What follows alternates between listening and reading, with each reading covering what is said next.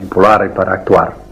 A medida que vamos viviendo, sin darnos cuenta, las personas que están a nuestro alrededor, los acontecimientos que están a nuestro alrededor, nos van aproximando realidades psicológicas que troquelan nuestra personalidad. Al final, cuando somos adultos, somos la suma de una serie de aprendizajes. Los mecanismos son sutiles, prácticamente difíciles de detectar, pero sin embargo, al final del proceso, lo que nosotros somos capaces de hacer se produce a través de una serie de estímulos, de refuerzos, de acciones gratificantes, de acciones que nos castigan. Veamos cómo una serie de acontecimientos aparentemente insignificantes troquelan nuestra vida.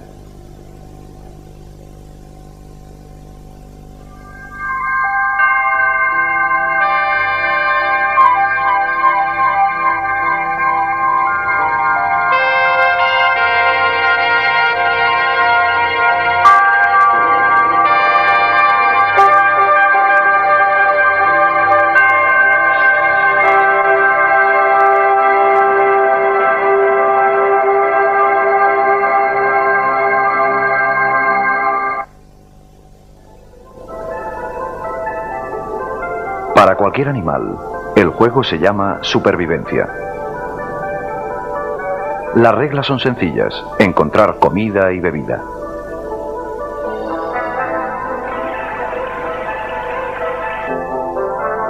Encontrar refugio y evitar depredadores y ambientes hostiles. Aquellos que estén mejor dotados para sobrevivir y lideren su especie perdurarán a través de sus genes en la siguiente generación. Este es el verdadero significado de la supervivencia del más fuerte.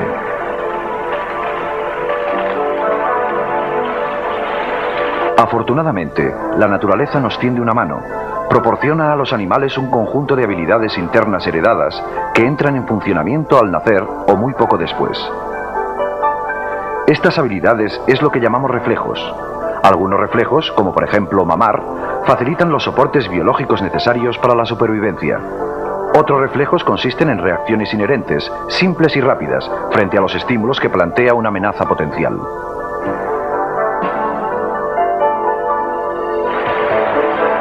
Por otro lado, la naturaleza también aporta unos patrones de reacción más complejos, conocidos como patrones de acción fija.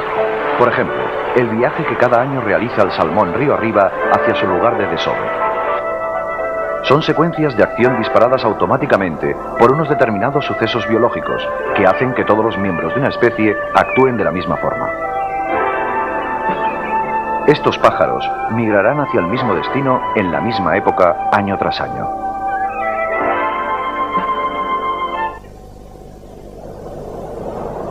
Cuando nos dedicamos a observar animales más evolucionados, vemos que su comportamiento no es tanto como la repetición de una misma vieja canción, sino más bien una serie de variaciones de un individuo a otro. El comportamiento de estos animales se adapta mejor a los cambios circunstanciales. Esto se debe a su capacidad de aprendizaje.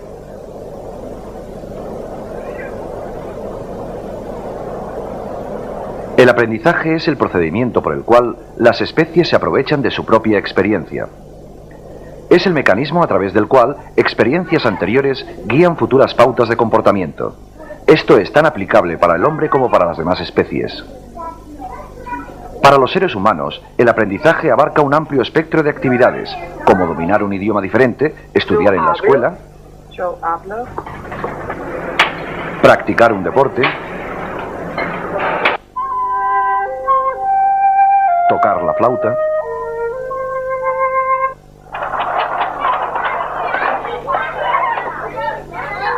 En el proceso de aprendizaje se modifica el comportamiento del individuo.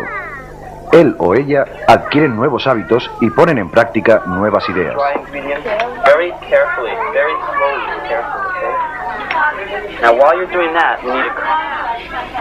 Un nuevo comportamiento puede cambiar a su vez el entorno, acercándolo más al bienestar del individuo. El aprendizaje nos permite hacer dos cosas importantes en la búsqueda de la supervivencia. En primer lugar, prever el futuro a partir de experiencias pasadas. Y en segundo lugar, controlar un entorno complejo y en continuo cambio.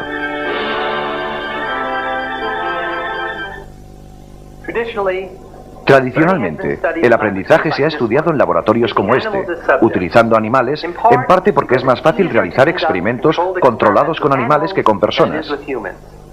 Y también porque los animales, en algunos aspectos básicos, se comportan como lo haría un ser humano. Como resultado, los psicólogos especialistas en comportamiento han llegado a conclusiones no solo acerca del comportamiento animal, sino también de la naturaleza humana. Todas estas conclusiones se pueden aplicar como técnicas de mejora del aprendizaje, y es que, en definitiva, todos hemos nacido para aprender. Sorprendentemente, una de las figuras más importantes en el estudio del aprendizaje, Ivan Pavlov, no dedicó sus investigaciones a este campo, por lo menos no al principio. Pavlov, un renombrado científico ruso, fue galardonado con el Premio Nobel de Psicología y Medicina en 1904. Como muestran estas imágenes, Pavlov inicialmente investigó los procesos de digestión y la acción de las glándulas salivares. Desviando la saliva de un perro a unos tubos de ensayo, podía medir con exactitud la cantidad de saliva que producía durante la digestión y en qué momento la producía. En el mismo instante en que le presentaban la comida, el perro comenzaba a producir saliva, debido a la existencia de un reflejo heredado, el reflejo de salivación. Sin embargo, después de algunas repeticiones del experimento, ocurría algo extraño. El perro salivaba antes de que le acercaran la comida. El simple hecho de verla era suficiente para estimular el babeo. El hecho de contemplar el plato de comida, o incluso oír los pasos de Pavlov o sus ayudantes, era suficiente para disparar este reflejo interno. ¿Qué es lo que le ocurría para que se produjera esta reacción? Pavlov decidió descubrirlo variando sistemáticamente el estímulo y midiendo las reacciones del perro. Utilizó metrónomos, luces y campanas como estímulos. Todos ellos funcionaron como elemento sustitutorio de la comida. Lo que importaba no era el tipo de estímulo que se usaba, sino el hecho de que era una señal inequívoca de que la comida estaba en camino. Pavlov había descubierto un tipo fundamental de aprendizaje, llamado condicionamiento clásico. Un estímulo original, comida, provoca una respuesta automática no aprendida, saliva. Ambos, estímulo y respuesta, ocurren de forma natural, son incondicionados.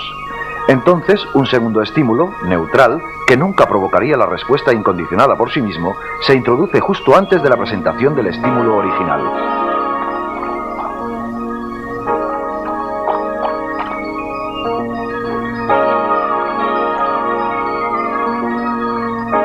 Si el estímulo neutral o de señal se presenta solo y se produce una respuesta como si el estímulo original estuviera todavía presente, decimos que ha tenido lugar un condicionamiento. El arbitrario estímulo neutral se convierte en un estímulo condicionado. Este proceso es reversible. Pavlov y otros estudiaron la extinción de estas respuestas condicionadas a lo largo del tiempo.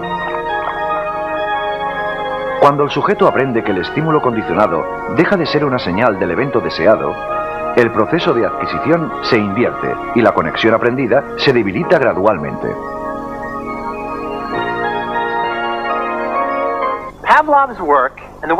El trabajo de Pavlov y el de aquellos que lo continuaron nos lleva a una extraordinaria conclusión. Cualquier estímulo que un organismo puede percibir es capaz de provocar cualquier reacción que el organismo sea capaz de realizar. Esto significa que virtualmente cualquier sonido, visión u olor puede influir en la forma en que se tensen o relajen nuestros músculos, en los cambios de humor o incluso en cómo se forman nuestras actitudes. Veamos un ejemplo. Si yo digo relájese y a la vez hago esto, le produciré un sobresalto.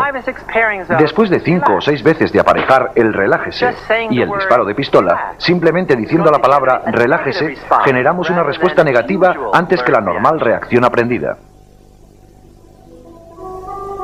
El condicionamiento clásico puede ser tan potente, de hecho, que puede incluso provocarnos una enfermedad, suprimiendo, por ejemplo, el sistema inmunológico del cuerpo. El sistema inmunológico es una compleja red de órganos especializados y células que protegen al cuerpo de las enfermedades. Liberan anticuerpos cuya misión es destruir bacterias, virus y otros invasores. Cuando el sistema inmunológico se condiciona para que no trabaje, los resultados pueden ser devastadores. En la Escuela de Medicina de la Universidad de Rochester, el investigador Robert Thader y su colega Nicholas Cohen condicionaron a un grupo de ratones para que aborrecieran algo que normalmente les gusta mucho: el sabor del agua con gusto a sacarina.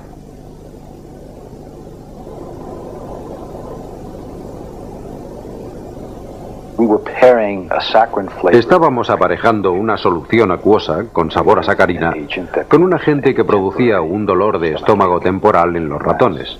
Esta era una droga llamada ciclofosfamida.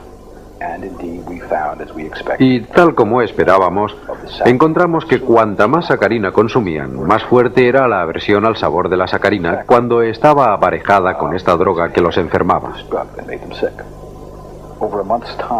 Estuvimos un mes dando a estos animales repetidas dosis de sacarina en lugar de su agua habitual, y algunos de los animales murieron. Era un experimento en el que los animales no deberían haber muerto. No había ninguna razón para ello. Cuando en un experimento sucede algo no previsto, resulta molesto y buscas la razón de por qué ha sucedido. Descubrimos que la droga que utilizábamos para inducir esta aversión al sabor es una potente droga inmunosupresiva. Suprime la respuesta inmunológica. Al mismo tiempo que estábamos condicionando la respuesta conductual de rechazo de la sacarina, también estábamos condicionando los efectos de la droga, es decir, una respuesta inmunosupresiva. Cada vez que el animal recibía una dosis de sacarina sin ciclofosfamida, se producía una respuesta de aversión y además una supresión del sistema inmunológico. Es decir, incluso el sistema inmunológico puede estar influenciado por el condicionamiento. Podemos aprender a ponernos enfermos e incluso a morir. El condicionamiento clásico no es el único tipo de condicionamiento. Al mismo tiempo que Pavlov había mostrado la importancia de la relación de aprendizaje entre dos situaciones de estímulos, un psicólogo norteamericano, Edward Thorndike, a principios de siglo, fue el pionero en el estudio de otro tipo de aprendizaje. Thorndike estaba interesado en cómo los individuos aprendían a solucionar los complejos puzzles que inventaba el mundo. ¿Cómo nosotros y otros animales aprendemos los hábitos y las nuevas habilidades que nos permiten encontrar nuestro camino a través de los laberintos de la vida?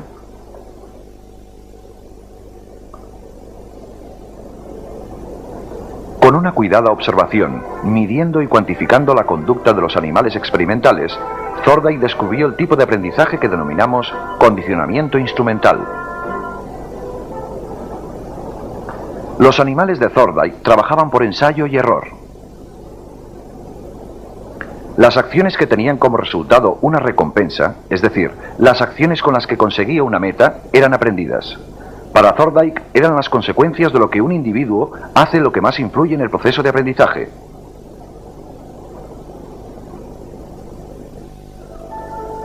La ley del efecto de Thorndike postula que el aprendizaje está controlado por sus consecuencias.